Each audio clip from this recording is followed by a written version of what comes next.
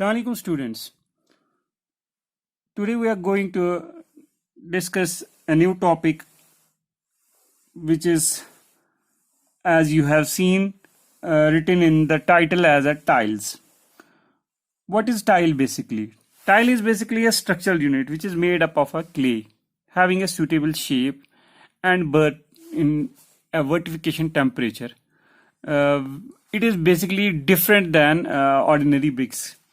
Means क्या है इसका कि जो भी हमारे पास स्ट्रक्चरल यूनिट हमें मिलता है, बनाते हैं एक मोल्ड से, हमें वो किले से मिलता है, उसकी शेप हमें होती है डिफरेंट, साइज डिफरेंट होता है, और ये जो है इसका टेम्परेचर हम वैसा नहीं रख सकते हैं जैसा कि हमने पहले ब्रिक्स में रखे हुए थे, तो वो डिफरेंट करता है और डिफरेंट है ये एज ए ऑर्डिनरी ब्रिक से डिफरेंट है।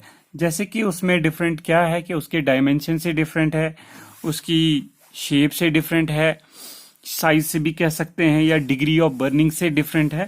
तो ये सारी चीजें हैं जिनसे वो डिफरेंस है। तो हम क्या कहते हैं, अब जो भी हमें बिल्डिंग्स में यूज होता है या फ्लोरिंग के टाइम पे यूज होता है, इवन पार्टीशन वॉल्स जब करते हैं उस टाइम पे हम कर सकते हैं उसका यूज, या रूफिंग के दौरान हम करते हैं उसका यूज। ये बेसिकली जो है ये थिनर होता है एज कंपेयर टू ब्रिक से, बहुत पतला होता है ये हमें, और इससे हमें एक एस्थेटिक लुक मिल जाता है। हमारी जो भी चाहे फ्लोरिंग हो या ड्रेन हो या कहीं पे भी हम रूफिंग कर रहे हो तो हम टाइल्स को लगाएंगे तो वो एक एस्थेटिक लुक देता है हमें।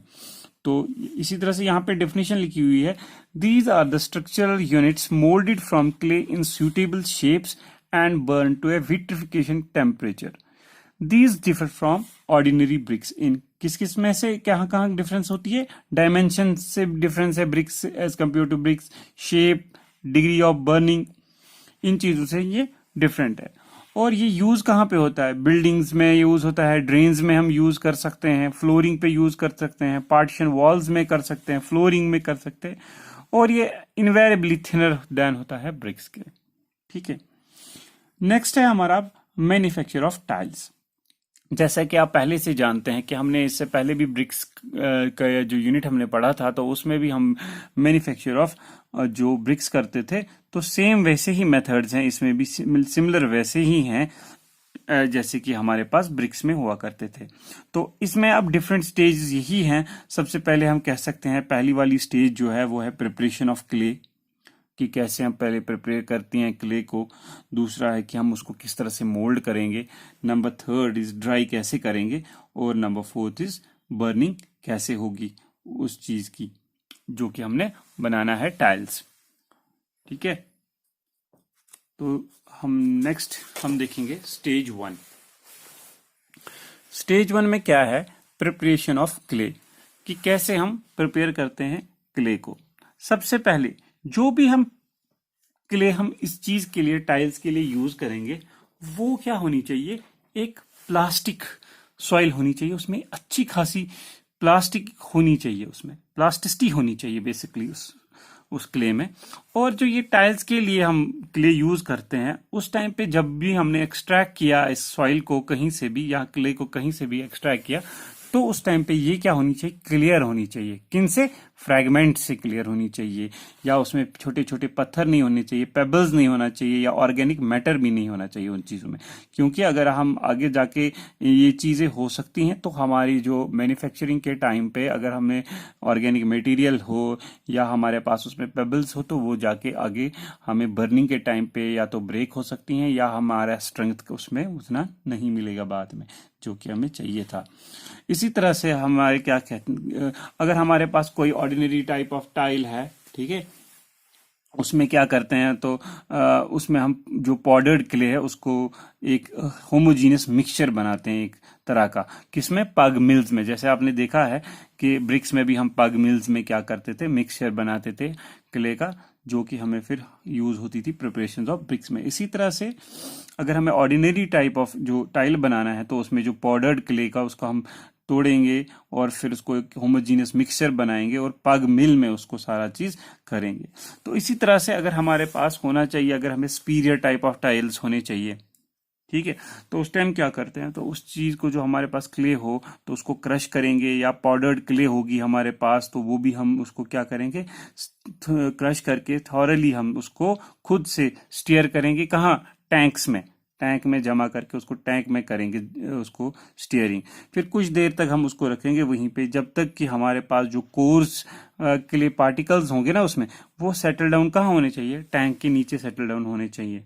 तो फिर जो ऊपर वाला पानी होता है, जो इवन हम कह सकते हैं कि वो फाइन क्ले पार्टिकल्स उसमें जो है सस्पेंड होंगे उस वाले वाटर में, तो उसको हम क्या कहते हैं, उसको हम अलो करते हैं फिर सेटल होना स्लो रेट पे, धीरे धीरे धीरे, ताकि जो भी हमारे पास फिर जो हमें फाइनेस्ट क्ले सूटेबल मिलेगी वो हम उस चीज़ को हम यूज़ कर सकते हैं, किसके, मैन्युफैक्चर कर सकते हैं of delicate type of decorative tiles. जो हमारे पास डेकोरेटिव टाइल्स होते हैं तो उन चीज़ों को फिर हम बना सकते हैं उस मिट्टी से। तो ये था हमारा प्रिपरेशन ऑफ क्ले, किस तरह से कर सकते हैं। नेक्स्ट हमारे पास स्टेज नंबर सेकेंड है मोल्डिंग के लिए। तो मोल्डिंग करने का क्या है कि हमारे पास मोल्ड्स होते हैं, डिफरेंट मोल्ड्स हैं हमारे पास।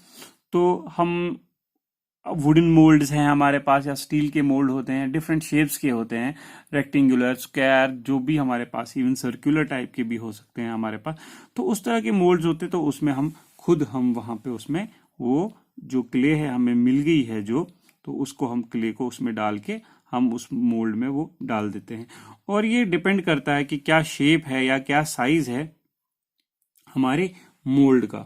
जैसे कि 3 different methods by which tiles are mould, 3 different method से हम इसको मोल्ड कर सकते हैं। जैसे कि सिलेक्शन किस पे डिपेंड करती है, वो हमारे शेप कैसे होनी चाहिए या साइज कैसा होना चाहिए हमारा, तो हम उसी तरह से फिर हम मोल्डिंग का काम स्टार्ट करते हैं।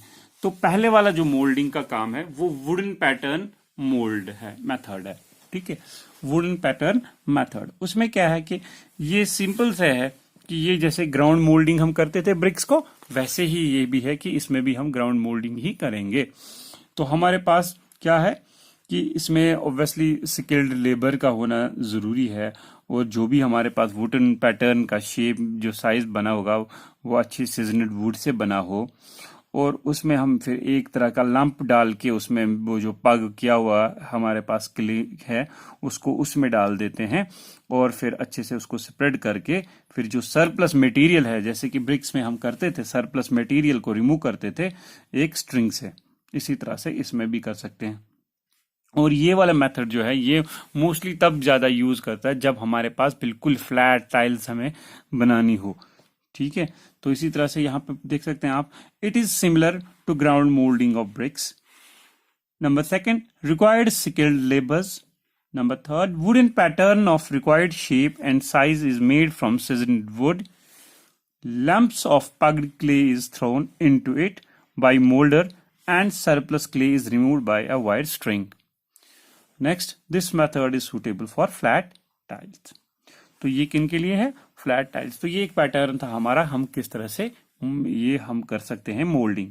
Number second is potter's wheel method. जो हमारे पास जो होते हैं बर्तन बनाने वाले, मिट्टी के बर्तन जो बनाते हैं, तो उनके पास एक व्हील जो होता है उसी को कहते हैं पॉटर्स व्हील। तो एक पॉटर्स व्हील से भी हम अपने टाइल्स को मैन्युफैक्चर कर सकते हैं। तो बेसिकली जो ये मैन्युफैक्चर कर सकते हैं इस वाले, तो ये सूटेबल सर्कुलर टाइल्स के लिए ज़्यादा होता है। ये एक यूनिफॉर्म भी और वैरिंग डायामीटर भी हमें दे सकता है। कभी छोटा डायामीटर का टाइल चाहिए, सर्कुलर हो या कुछ, या इवन हमें बड़े डायामीटर का चाहिए, तो उस तरह से हम उस टाइल्स को हम बना सकते हैं। इसमें पॉटर्स व्हील का यूज होता है, स्किल्ड लेबर तो पता ही है, स्किल्ड लेबर का यूज होता है ताकि वो उसको रिक्वायर्ड जो भी हमारे पास रिक्वायर्ड शेप है वो दे सके। और इसमें क्या होता है कि हम क्या करते हैं, जैसे कि फॉर एग्जांपल यहाँ पे ये फिगर आपको यहाँ पे नजर आ रही होगी नीचे। तो इसमें क्या है कि समझो ये पॉटर्स व्हील पे हमने वो मिट्टी बनाई है, एक ऊपर तक ये एक ढांचा बन रहा है, ठीक है, इन द फॉर्म ऑफ समझो कोन के शेप का ही बन रहा है ये, तो ऊपर ऊपर तक। तो इसमें क्या है कि ऊपर से सर्कुलर है, नीचे बॉटम भी इसका सर्कुलर है, और राउंड जो पूरा सर्कुलर है। तो हम क्या करते हैं, इसमें आइदर साइड्स पे जब हमने कोई साइज का जो ये यहाँ से साइज लेके हाइट समझो उसको यहाँ से लेके यहाँ तक हमने बना लिया, तो फिर क्या करते हैं हम कट करते हैं। कट मीन्स कि यहाँ पे इस साइड से समझो ये यहाँ से लेके फ्रंट साइड यहाँ तक है, ठीक है, इसको एक कट दे देंगे यहाँ से भी और पीछे से भी, आगे से भी और पीछे से भी। तो इसी तरह से एक पाइप जैसी तो बनी है ना हमारे पास, इसी पाइप को एक कट देते हैं ताकि ये जो कट है फिर बाद में जब बर्निंग करे उस टाइम पे ये दोनों फिर अलग अलग हो जाए। अगर यहाँ से भी एक कट है पीछे से भी बैक साइड से, तो दो हाफ्स में ये हमारे पास निकल आएंगे और ये हमारे कर्व्ड टाइल्स बन सकते हैं। इवन ये हम कभी कभार यूज कर सकते हैं, ये वाले टाइल इवन जब रूफिंग के टाइम हमारे पास यूज हो सकते हैं ये वाले टाइल्स। तो number third is moulding by machines. अगर हमें लार्ज स्केल में मैन्युफैक्चर करने हो टाइल्स, तो उस टाइम पे हम यूजुअली यूज करते हैं मोल्डिंग बाय मशीन से हम मोल्ड्स करते हैं। तो अगर हमें यूनिफॉर्म सेक्शन के चाहिए तो हम उस टाइम पे भी यूज करते हैं मशीन से।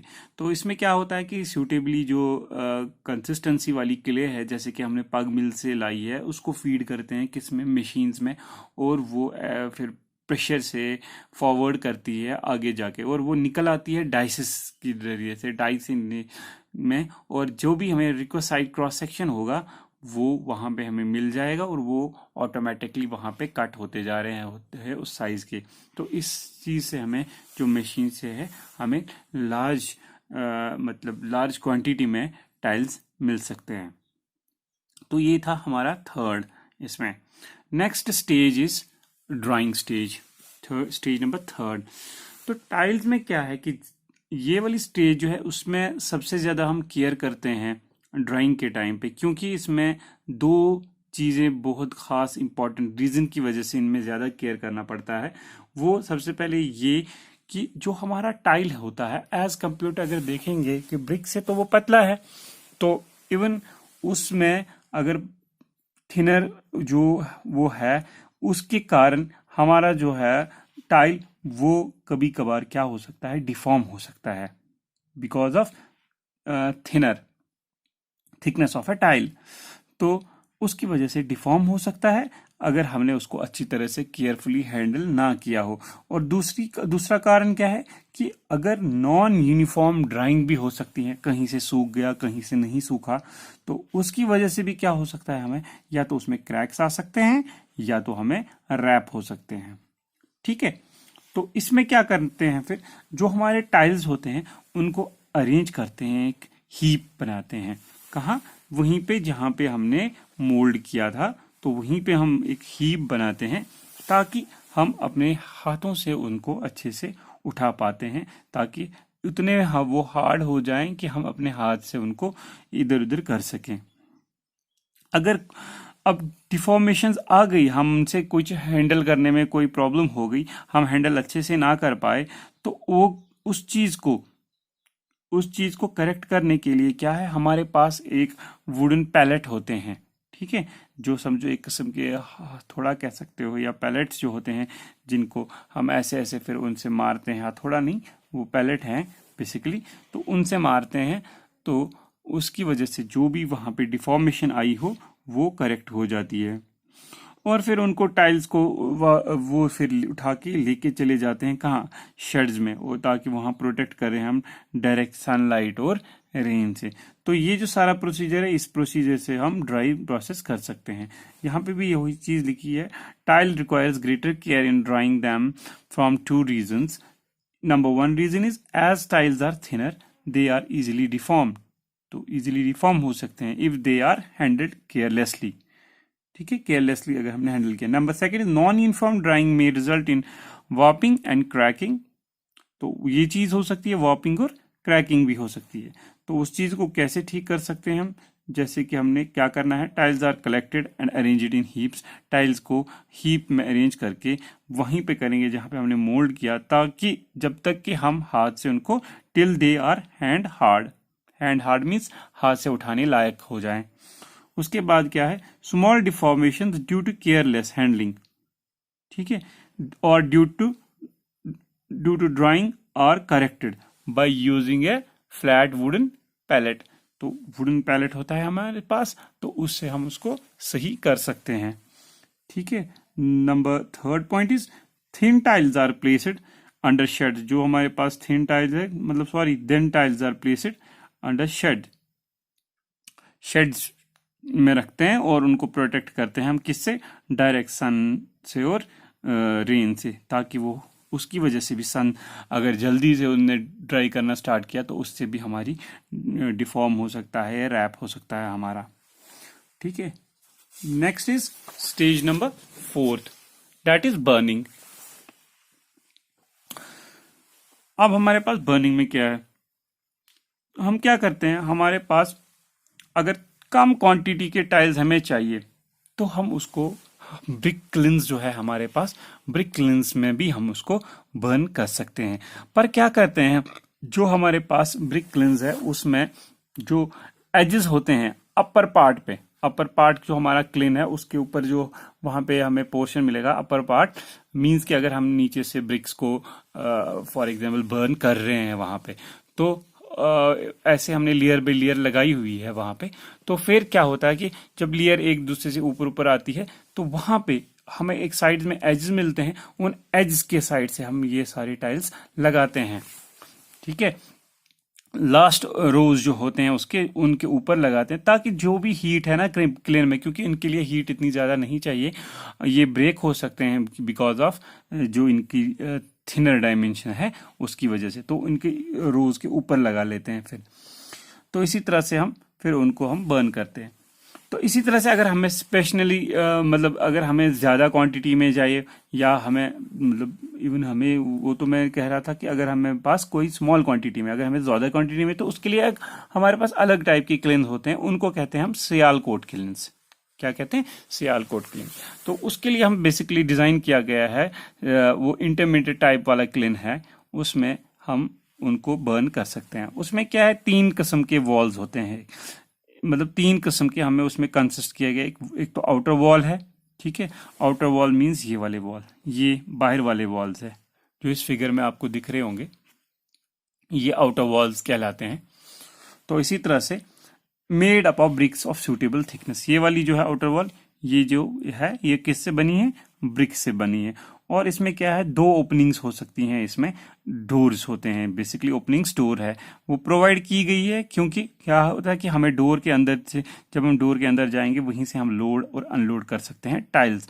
और जो दूसरा दरवाजा है, जो मतलब दूसरी ओपनिंग है, वो किस लिए होती है, फिलिंग अप ऑफ फ्यूल्स, जो हम फ्यूल उसके अंदर डालेंगे, चाहे वो कोल हो, कुछ भी हो, वुडन हो, तो वो फ्यूल उस दूसरे डोर से हम एंट्री करते हैं फ्यूल की। तो इसी तरह से इसमें थर्ड जो है इसका मेन कंस्ट्रक्शन पार्ट वाला, वो है फ्लोर। फ्लोर क्या है इसका, it is divided into longitudinal narrow channels. तो ये जो है ये लॉन्गिट्यूडनल नैरो चैनल्स में बनाए गए हैं, जैसे कि ये जो है ये नीचे अगर देखा जाए, अगर टॉप व्यू देखेंगे तो आपको नीचे से ये एक चैनल दिखेगी, ये एक चैनल दिखेगी, ये एक चैनल दिखेगी। तो ये वही चीज का कह रहा है कि ये एक बहुत सारे चैनल्स में दिखा रहा है वहां पे, तो आपको वहां पे चैनल्स नजर आएंगी उसमें फ्लोर में, जो भी ये हर एक रेगुलर इंटरवल के बाद है। और उसी चीज को क्या कहते हैं, उस चीज को फ्लूर कहते हैं। ठीक है। तो उसके बाद हमारा आता है रूफ। तो रूफ में क्या है, रूफ जो है उसमें जो वो सपोर्ट किए गए हैं किस पे, 2 पोस्ट होते हैं, यहाँ पे एक पोस्ट है, यहाँ पे एक पोस्ट किए है। तो ये हमारा यहाँ पे इसमें शेड लगा है रूफ पे, तो रूफ हमारा पास कवरिंग होती है उसकी, एंटायर रूफ पे हमने कवरिंग की है उस क्लीन पे। तो ये हमारे थे इसमें कुछ जो भी हमारा इसमें कंस्ट्रक्शन वाला पार्ट था हमारा इसमें।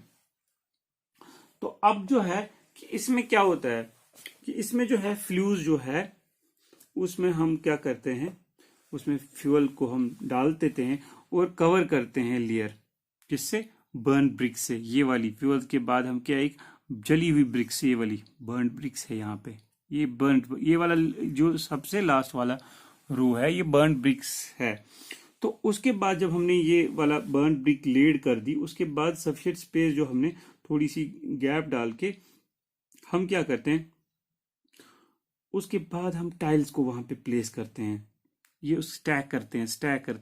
ये देखो मैंने इस तरह से बनाया हुआ है। ये टाइल्स को स्टैक किया गया है, एज वाइज किया गया है, और उनके बीच में स्पेसिंग दी गई है। ठीक है, स्पेसिंग दी गई है उनके बीच में, ताकि जो है हमारे पास जो फुल हाइट ऑफ क्लिन तक वहां तक हम जा सके, तो वहां तक वो कर सकते हैं। और फिर क्या है, और उसके ऊपर हम जो है एक लेयर ऑफ ऐश या ब्रोकन टाइल्स होते हैं, ये मैंने ये वाली ये जो टाइल्स बनी है, उसके बाद ये जो थोड़े सर्कुलर टाइप के हैं, ये समझो ऐश डाला हुआ है, या इवन कह सकते हैं टूटे फूटे जो टाइल्स हैं वो वहां पे डाली गई है, मतलब एक टॉप कोर्स पे वो डाला गया है, क्योंकि जो भी मैक्सिमम हीट है वो कहाँ रहे, बर्निंग स्टेज में कहीं दूर ना चली जाए। ठीक है, ये इसका दूसरा स्टेप था। और जो थर्ड स्टेप है, जब भी हमने क्लिन को लोड किया ना हमने ये इन चीजों से, तो फिर डोर जो है हम क्लोज करते हैं। ठीक है, जो डोर्स को हम क्लोज करेंगे, उनको भी हम कभी कभार ये कर सकते हैं कि उनको अगर डोर्स है वो उनको ब्रिक्स जो है मड मोटार से हम उनको बंद कर सकते हैं उन डोर्स को। ठीक है, उसके बाद जो फोर्थ स्टेप कह सकते हैं, उसको क्लिन को हम क्या करते हैं, फायर इग्नाइट करते हैं। जो फ्यूज के यहाँ पे हमने जो रखा था फ्यूल हमारा, उसको क्या करते हैं, इग्नाइट करते हैं। और ये कंटिन्यू तब तक चलता है, एटलीस्ट 72 आवर्स तक हम उसको कंटिन्यू चलाते रहते हैं। और ये टेम्परेचर जो है कभी इंक्रीज होता है, कभी डिक्रीज होता है, अकॉर्डिंग टू ये इसका जो वहाँ पे स्कीम है, क्या हो रहा है इसके साथ, वही चीज है। सबसे पहले क्या होता है, कभी कभार क्या होता है, पहले जेंटल फायर वहां पे बर्न होती है, बिगिन जब होती है, उसमें उस टाइम पे डिहाइड्रेट या रिमूव हो जाता है मॉइस्चर, जो भी टाइल में है वो रिमूव हो जाता है। उसके बाद जो है फायर जब इंक्रीज होता है तो अचीव कर देता है कि टेम्परेचर रेड हीट समझो 800 डिग्री सेल्सियस, 800 डिग्री सेल्सियस तक ये पहुंच जाता है। तो इनिशियल जो है बेकिंग ऑफ टाइल्स होती है, और ये कंटिन्यू रह सकता है 4 घंटे तक। ठीक है, इसी तरह से फिर तीसरा स्टेप क्या है, फिर उसके बाद तकरीबन अगर 6 घंटे तक वो हमें वहां पे स्लेक होता रहता है उस पीरियड के दौरान, और वो बेक्ड टाइल जो है, तो वहां पे वो एडजस्ट करते हैं, अब उस टेम्परेचर के शॉक को वो अब एडजस्ट करते रहते हैं। और उसके बाद क्या करते हैं कि फायर को अगर हमें ज्यादा इंक्रीज कर सकते हैं, हम और एक बार इसको फायर को इंक्रीज कर सकते हैं, और उसको उस टाइम को कहते हैं वाइट हीट टेम्परेचर, जो कि हम तकरीबन लेके जाते हैं 1300 डिग्री सेंटीग्रेड। ठीक है, 1300 डिग्री सेंटीग्रेड तक उस टेम्परेचर को ले जाते हैं, और वो कम से कम 3 घंटे तक रखते हैं। और ये जो वाला स्टेज है, इस टाइम पे जो बेक्ड टाइल्स हमें मिलती हैं वो अच्छे टाइप से जो कन्वर्ट हो गई होती हैं हमारे जो हमारा टाइल प्रोडक्ट है। और फिर इसी तरह से हम सेकेंड टाइम भी उसको हम क्या करते हैं, स्ले करते हैं 6 घंटे के लिए, और फिर इसी तरह से वाइट हीट कंटिन्यू करते रहते हैं। इसी तरह से हमारे जो टाइल है, फ्यूल जो हमें फ्यूल भरना हो तो उस टाइम पे फिर हम फ्यूल भी करते हैं, और फिर लास्ट पे हम क्लोज करते हैं, और आउटसाइड से ब्रिक्स जो भी है मड मोटार है वो लगाते हैं, और फिर धीरे धीरे उसको ठंडा करने के लिए, कूल डाउन करने के लिए इसको ठंडा रखते हैं, और फिर क्या करते हैं, उसको ग्रेजुअली जो है एम्पटीइंग करते हैं। तो ये जो सारा जो ये प्रोसीजर है, ये था हमारा जो है बर्निंग जो है करते हैं हम बैच वाइज टाइल्स की, तो वो थी ये हमारी। तो इसी तरह से रेगुलेशन ऑफ टेम्परेचर होता रहता है ज्यूरिंग बर्निंग। तो ये है हमारे जो इसका मोस्ट एस्पेक्ट ऑफ बर्निंग के जो स्टेजेस हैं। ठीक है, तो ये था हमारा बर्निंग स्टेज।